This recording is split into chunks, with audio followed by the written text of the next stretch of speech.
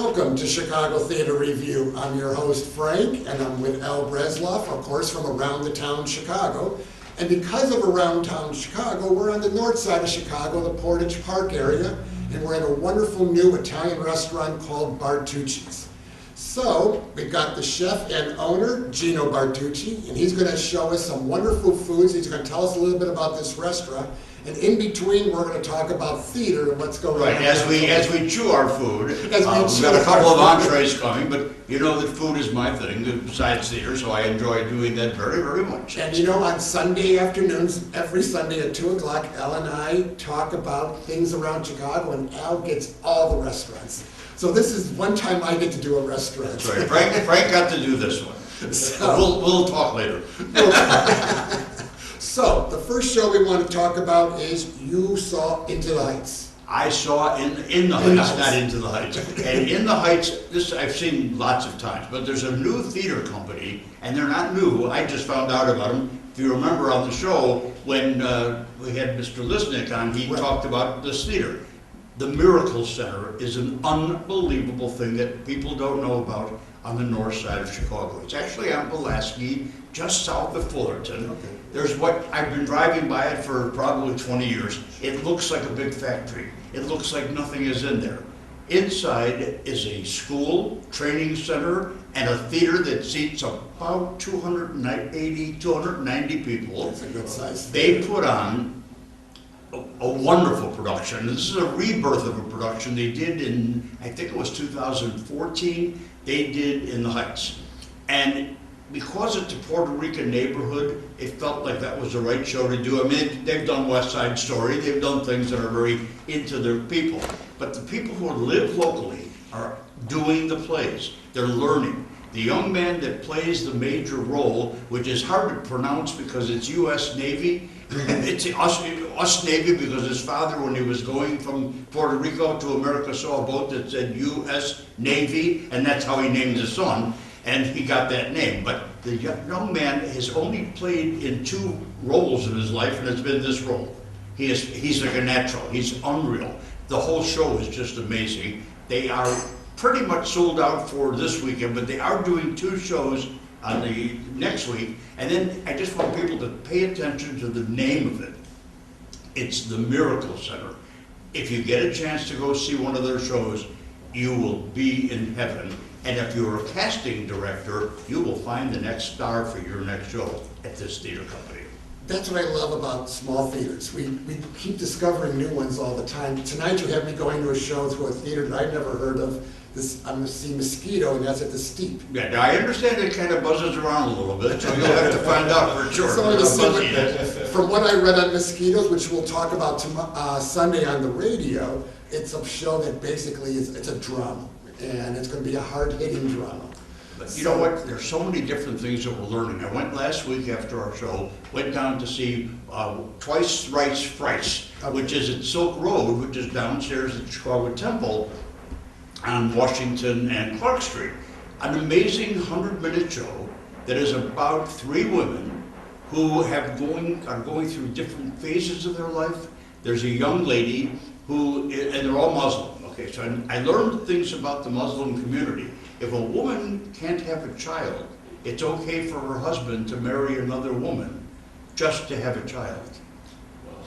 In their country, I guess, in their rules and regulations. But it's an interesting play because each of the 3 women burst out of a shell that they're in and a stereotype and become stronger.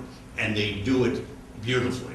And we're going to start seeing more and more shows that are dealing with today's topics and stuff. They're all dealing with today's topics. Teaching us. Monday night, I went up to, on Bryn Mawr, I went to the Red Twist Theater and saw a play called Keely and Du. It's an anti-abortion play.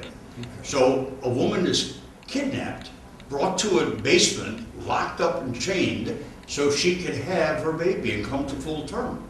So what they're doing, her keeper is a nurse who becomes her friend and tries to work with her and eventually gets in trouble. But it's a 90-minute show again, and I love 90-minute shows. You know how we both love short shows. Well, not that it's so much that it's short.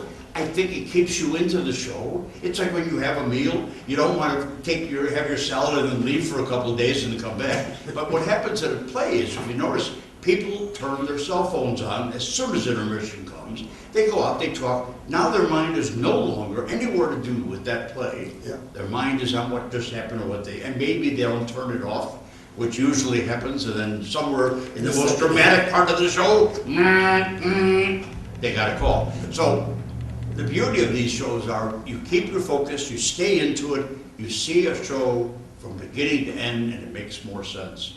And you don't have time to fall asleep. I know. Gino, do you get to go out and see shows at all? Yeah, I try to. My girlfriend and I love going out to see shows. We're pretty big fans. A lot of my family's involved in theater. Growing up, my mom tried to put me on stage as much as possible. I don't know why. That's a mother. That's a stage mother. You get an appreciation for the art. So yeah, when we can. But unfortunately, the restaurant's growing. We're doing really well. So Restaurant business the is show tough. the stage that I'm on every day is right here. Tell us about, now this restaurant's how many years old now? About 2 or 3? Actually, we're going to be celebrating our 5th year Really? coming in Right. December. So yeah, it took a couple years to kind of get going, get the momentum building. But the last year or two have been incredible. We've expanded in space. We've really proud of our menu and what we're doing. It looks very good. Yeah, I'm waiting to see it and taste it. A couple minutes to see it feel right. See, now, I remember this shopping center when it first opened up, and I used to go to your uncle's Pasta Back Fresh. in 1980, the building was built, and Pasta And- Fresh has been around for about that time. And every year for Easter, my mom loved this roll that is rolled up with different pastas. rotolo. The rotolo. Yeah. And she would come every year to see your uncle and buy that roll, and that was the first course, because we're typical Italians, 5 courses for every holiday. Well, I'm proud to say many years later, you could still come in, see my uncle, buy the rotolo, and enjoy the holiday favorite, so you grow up happy. And that's one thing I noticed about, now, most people think of Italian food as what one restaurant does, and they don't realize that Italian food encompasses a whole country. It's a different aspect from the north as it is from the south, as it is in the central. And even town to town, there's different specialties. There might be a different local herb or fruit or flower or vegetable that is grown. Yeah, Even where my family's from is more of a valley region. So of course there's some specialties, but the next town over is in the mountains. There's a town called Sila that has some of the best porcini mushrooms in the world. So it's 2 totally different specialties from town to town. And so the recipe will be different, the recipes will be. Everywhere you go. And we do have a porcini risotto with mushrooms that we import from Sila as well. See, this restaurant is phenomenal. The first time I heard about it was from your girlfriend. Thank you. And even though I passed by it all the time going to your uncle's Pasta Fresh, I never stopped it. I kept saying, I want to do that. But then Gia told me, and I said, okay, I'm going in there. And the food was phenomenal. Well, I've been with the pasta part because I used to have an office down the street, and I would get a call every so often to go pick up an order. And I would pick it up, and the gentleman his hair wasn't quite as white then, but he's still there, still doing the pasta, and he's still looking pretty good for a guy who's a few years older, I think. And I hear that from a lot of people, especially spending a lot of my childhood on this property. Going out and, I had a corporate career for a while. I worked at a couple hotels and places downtown. And, one thing that I saw lacking was that level of love, care, consistency, real story and feeling behind the food. And, coming back here and opening this restaurant was a way to take stories like that from you guys separately and together that we hear from a lot of our guests and a lot of people that I know growing up and kind of take that pasta and have a nice family-style area to I enjoy. think there's something about flavor of a restaurant, not just the food flavor, but the flavor and the atmosphere of the people. Sure. The people who are part of that restaurant. Many, many years ago, I had a cousin whose name was Danny Greco, had a place called Daniello's up in Wheeling. Okay. And it wasn't going just for the food that was there. He and his wife were the way they treated people, the way they sat down and talked with people. And that, to me, is what makes a restaurant something special. You want to go because you feel like you belong. You feel like you're with family. And when you feel like you're with family, the food tastes better. Oh, and and when you come out and you actually meet your diners, and it's just a wonderful feeling to get this feeling of being known. It's like this one restaurant that used to be on Harlem Avenue, which is long gone, Enzo's. Okay. And so he had a banquet hall, and he had a small restaurant, and I knew him because he lived the next door neighbor to my father down in Naples, Florida. And his whole philosophy was to get out there and meet your guests. I think that's the best way to do it. Well, it's important, and you know, in a digital world, when there's all different types of marketing and creative ways to drive in business, you know, something that I saw growing up was my dad and my uncle putting that personal touch on everything. And Well, it wasn't just, you know, making money, it was... I see the kitchen's bringing out your first dish. Yeah. Well, we're gonna just do a starter here. It's a homemade sun-dried tomato focaccia, pretty classical and, you know, traditional kind of starting bread from where we're from. So this is a very traditional sun-dried tomato focaccia that we make fresh daily. Okay, who's gonna Now, cut? why don't you cut this? All right, You got the I'm knife. usually better off at eating it than cutting it. Let's see what we can do. Although it looks like they did a nice job doing that for us. Frank, where's your plate? My plate is right here. And then, I'm gonna give Frank a little bigger piece, I think, because And then you this- look very hungry, Frank. and then this way you can tell me about this wonderful play that you went to at the Ruth Page Auditorium. Here we have a beautiful but simple traditional homemade focaccia. We have some nice sun-dried tomatoes, some parsley. We top it with a little olive oil, and it's a nice spongy inside, kind of a fluffy bread. And we use a little bit of potato flake as a nice little trick that we use. Okay, so while Al's eating the focaccia, No, you're gonna I'm taking my bite because I know you want to talk to me. I Frank. want to know you talk to wanna you ask about me a wonderful show. You saw Andrew Lloyd Webber's Sunset Boulevard, which the last time I saw it done on any stage was Drury Lane. Because usually it's done on a big stage. It's primarily done on a big stage. Porchlight uses a Ruth Page, and it's a small, intimate stage. Now, the set was amazing for the size of the stage. But you don't have to worry about too much. When you have Larry Adams, and you have nobody but Hollis Resnick playing the part, you got a show. And the ensemble was amazing, powerful. Every one of them had high energy. Michael did a great job with putting the show together. It's just an amazing show. Most people are kind of not familiar with what Sunset Boulevard is. It was a movie. It was about actually everybody thinks it was about the character, you know, there really was a character, and she's not. She's a potpourri of all the silent stars. Mm-hmm. And Gloria, I think it was Gloria Swanson that played it. And I get confused sometimes because I know it was William Holden, but I always I think Joseph Cotton would have made better. He would have probably done better at the time. But it's a story about a young writer who is down on his luck, who, running away from some people, ends up in a mansion of the famous actress who is a silent star, who was the biggest star. But now there's no silence. She didn't have it anymore.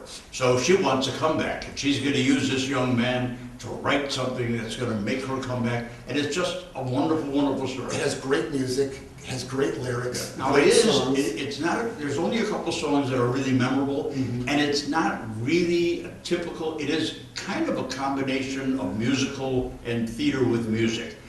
It's almost not really a musical comedy. And I know that originally Stephen Sondheim was supposed to do it, and he refused to because as great a wordsmith as he was, he just didn't think he could tackle it. And Andrew Lloyd Webber said, "I'll do it," and did it. And he did it. And he did it. And that was Glenn Close's role to get her Tony. Oh, yeah. And she got it. Yeah. Well, a lot of great people played that part. I There was saw a it. lot I of saw people it with played that Glenn. I part. saw it with Betty Buckley. Right. So living in New York, I saw it like 3 or 4 times. Yeah. It's a wonderful show. Yeah, and they did a great job. They've already extended it, so it's gonna be around for a little bit. So you can read the review it around the town of Chicago. It's up there. It's a great little theater. How is the parking in that area? Well, they have, parking is done, they have valet parking, of course. I think it's $15. And there are meters around. The meters go till 10 o'clock. It's about $14 if you use the meters. So it's a question of whether or not, the bus service is wonderful though. I mean, if you drive a little bit further north, hop on the Clark Street bus, you're only going to Dearborn and was it 1000, so that's a little bit north of Chicago Avenue. You can actually take the red line and walk over It's from not, Division. it's in a good area. I like it, and it's a wonderful theater. So that's playing, and so that's been extended. So we're going to see. You already saw it. I'm going to have to see Right, that one. right. And then we did see, which I call the Big Tuna. No, but we it's saw actually the Big Fish. The Big Fish is a wonderful, wonderful story about a relationship between a father and a son, and how somebody can take the things that are being said as not being quite the truth, and then find out later that his father really was who he said he was. I liked the play so much, I rented the movie last weekend. And Yeah. how did you compare the, now the movie's got so many special effects. It's all the special, but you know what? I like the play. They really condensed it nicely, brought everything into And focus. Stephen did a great job of doing it and putting it in a small theater, on a small stage with a little cast, but a great cast. This is a case where, I always say the ensemble is so important to a musical. This ensemble takes on role after role, part after part. They become different characters just by changing costumes, and they do it well. And they do it very well. It's a wonderful show. You know what? Boho always does great work. Yeah, Barlow does some beautiful work. So we got to get you to start going to some place so you can tell us some. Well, we'll great- get to figure out. Something sounded amazing. Yeah, what I we're would love to gonna do do that. is when we get some extra tickets, I think we're gonna send him. We gotta find a night that he's off, that somebody will let him out of the kitchen. There is a play opening very shortly. There's gonna be a play that takes place in the kitchen. So maybe we'll take him to go see I mean, I'd like that. to get out of the kitchen, but yeah, that was. This way you get to watch somebody else. Exactly. I'll take that. That should be good. Now, you saw another show, So, a lot of them. Silk Road Theater. Yeah, I told you about that. That was the twice thrice. Yeah, twice. Okay, now I also went to see, I told you about the Miracle Center, and I did see Lucy Darling.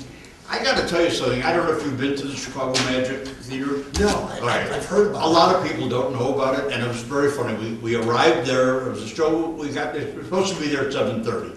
We got there about 7:15. Luckily, traffic wasn't so bad, parked the car, and we saw these people standing outside of the building. And we arrived a little bit early, so we got out of the car, we saw these people standing in front of 5050 North Clark. And I said, why aren't you people going in? They said, this is not a theater, this is a laundromat. And I said, you have to follow me, just come with me. When you walk in, it looks like it's a laundromat. And Jane even said, I should have brought the laundry. It could have been done while we're watching the show. The laundry machines part, and you walk into a little library area where there's also a bar to your left, and at the bar and this little waiting area, there is a magician doing tricks at the bar. So people who are sitting in that little waiting area are watching magic as they either eat and drink or they can have food. And then when you're all ready to go in, they wait a half an hour, 7:30 they take you in.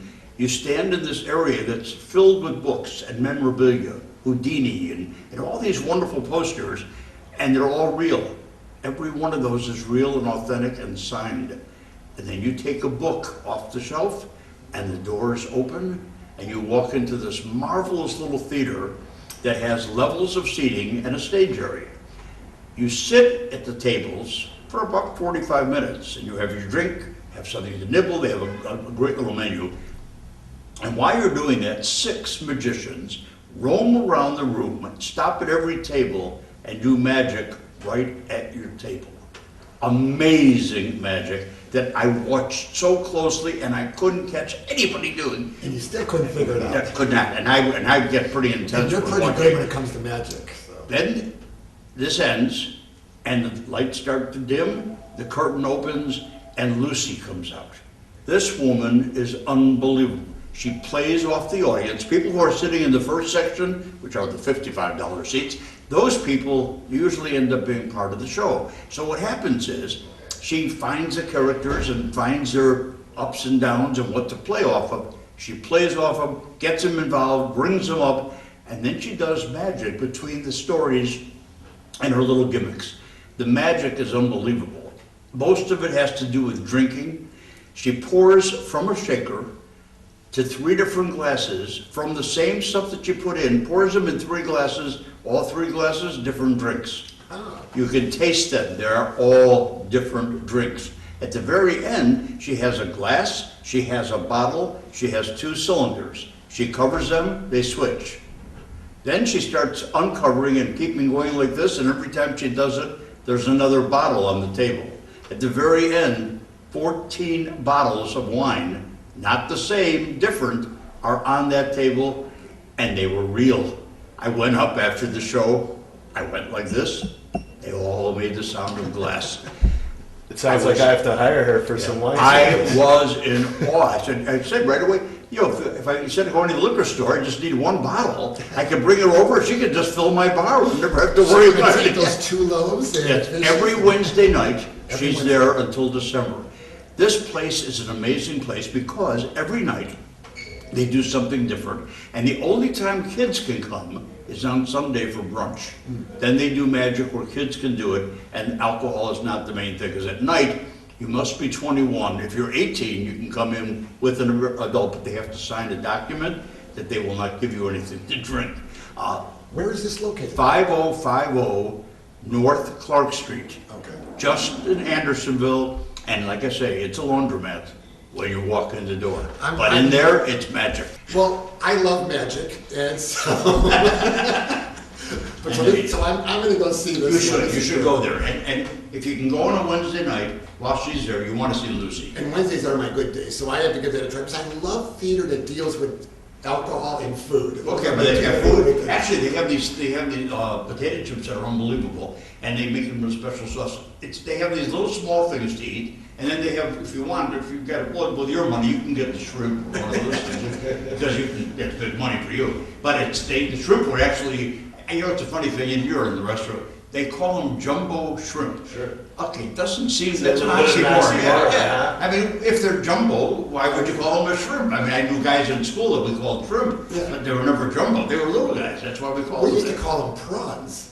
What's But the, that's another thing, though. Prawns are Prawn another is thing. technically a different species of. oh, of- right, see? Yeah, they walk a different walk. Well, that's even an Italian food. Is it gravy or is it sauce? You know, this is an age-old debate. It is sauce. I'd like to say for the record that it is sauce. And here's Gravy is something we put on turkeys. Right, and you can't say gravy with your hands. It doesn't, gravy, sauce, that makes more sense. You know, because, my mom always called it a sauce. And then my dad said, well, if it's the normal sauces, the white sauces, that's a sauce. But then on Sundays, when you make the... With the neck bone, With you the make- neck you bone make and the all that, gravy. that's a Sure, gravy. sure, Right. So that would be the big gravy. Yeah, that's Sunday, But then but never on a Monday. Never, no. It's a sauce on Monday. But that's almost like the other theater I went to. There's a new, you gotta take Gia, it's called Drunk Shakespeare. Okay. Oh, They actually- that already sounds pretty fun. They do Shakespeare in They under drink. 90 minutes, and they start off with 5 shots of whiskey. Wow. So the actors are plastered when they do it. So that's one that you're gonna have to see. Now, they're gonna bring out some more food for us. And I think, is there any other shows that we have to talk about? Because I think we're at the end now. There's just things that are going to be covered in the next few days. We'll be going, cover more things. After this evening, I'm going over to the Raven Theater, and we'll see what that little musical is all about. Tomorrow, I'm going to see something tomorrow afternoon, right after the show. I'll be going. In fact, you can go with if you want. I think I have 2 tickets. We'll talk about it next Yeah, time. because we've got plenty to see, because I know I saw 2 pounding nails in the floor with my forehead. Don't see it. I'm gonna tell you right now, do not waste Yeah, your as 70 much as I minutes. love theater and talking to you about theater, I am seeing some food that Okay, looks. so that's all for theater. Gino, take it away with the Yeah, food. what, that gnocchi looks so magnificent. Thank you. Thank you. So this is a homemade potato gnocchi. We make the pasta fresh every day. My family's been doing it for over 40 years. So we also do so the potato gnocchi is with a homemade fresh mozzarella that we make from scratch in-house, a nice vodka sauce, and with some fresh basil. In the summer and springtime, part of the beginning of fall as well, we have a beautiful garden in the back, and we grow a lot of our herbs, some vegetables, That's great. tomatoes, peppers. So yeah, we're proud And to of course, pick it out of the back and Al chop it up loves for this. you. This is my favorite thing. Here, I'll put this a little So closer just to put you. that right to And then you Al. can explain that one while I take some of this. And then over here we have a very classic Italian dish, especially in southern Italy, where my mom's from, Bari, and where my dad is from, Calabria. This is the original Italian meatball, I call it. It's called a bracciole. So it's a roll. It's a skirt steak, tenderized, pretty thin. Couple slices of pancetta, which is like an Italian cured bacon. Then we do some Romano cheese, some parsley, some garlic. We'll roll it up, we brown it in some white wine, and then we'll slow braise it in some tomato sauce for about 4 hours. Wow. So it just falls apart nicely with your fork. It's served over a bed of cavatelli, with a tomato basil sauce. So this is what an American Italian would consider close to a spaghetti and meatballs dish. Only it looks a lot different. Yes. This was Sunday dinner growing up. Yes, and it's very laborious to make. It takes a lot of time. The Italian, I'm sorry, the Italian Cultural Center voted us best brioche in the city, and it's hard to find it in a lot of restaurants because it does take so much work to make. I gotta tell you, this gnocchi. How's the gnocchi? Is fantastic. Thank you, thank So you. I'm gonna get to that, but I'm gonna finish this first. So we've got some great stuff. Your food is wonderful, and I know Al's gonna love to taste it, but he won't be able to get it tonight. You're famous for your tiramisu, Yeah. which is different than most tiramisus that we're used to. So we have two types of tiramisu. Really? I have my mom's tiramisu and I have my dad's tiramisu. And growing up, they've been fighting about it since we were kids. You know, on the holiday table, one would put their tiramisu down, and then they'd kind of give us a look and say, "Hey, move the other tiramisu." So and put mine did they there. watch who went where and who took So yeah, first? so I do ask several tables. We'll take some votes here and there, you know, just because it is a pretty powerful bragging rights. My dad's is a little more traditional, cake-like tiramisu. He uses just a bit of spiced rum to cut some of the bitterness of the coffee. It's a really a beautiful tiramisu, nice and fluffy. My mom's is very unique, very different. We serve it in a mason jar. It's very creamy, and she uses a little orange zest and chocolate in her tiramisu, which is a little different. So two opposite ends of the spectrum, but both really amazing. I mean, depending on which one's around, it's hard for I me do to admit. have a question for you. In Yeah. today's world, with all the people out there who are on gluten-free diets, what does a restaurateur do? How do you work around that? You know, food is always progressing. Palates are progressing, and of course, you know, different types of dietary habits. So we're proud to accommodate that. Even though our fresh pasta, you know, I prefer the semolina. I would recommend the regular pasta. We do offer gluten-free versions of all of our pasta dish, and we do vegan and vegetarian catering as well. Yeah, because you've got families where it's split. I have a granddaughter who is a vegan, and I mean, she's really vegan. She has not for 20 years almost. So you have all these people, and then I have my best friend is gluten-free. My daughter is gluten-free. So And you're all sitting down at a table. Yeah, sit down It's at the complicated. table. We can't order anything, so have A piece of water? Have a piece of lettuce, drink some water, and you got it. We're ready for that. We're a family place. We're happy to All right, accommodate your that's family, good. whatever they might eat. Give us the address again. The address is 3426 North Harlem Avenue. You can find us on social media at Bartucci Chicago, and as well as our website, bartuccichicago.com. Right, and they have parking. And they have We have plenty of And parking. nobody knows on the street that there's no meters. the best part of Chicago. So, thanks, Al. I hope you enjoyed this. I'm food. having a ball. You got it. That's perfect. Until then, buon appetito, gentlemen. From Chicago Theater Review, we'll see you at the theater.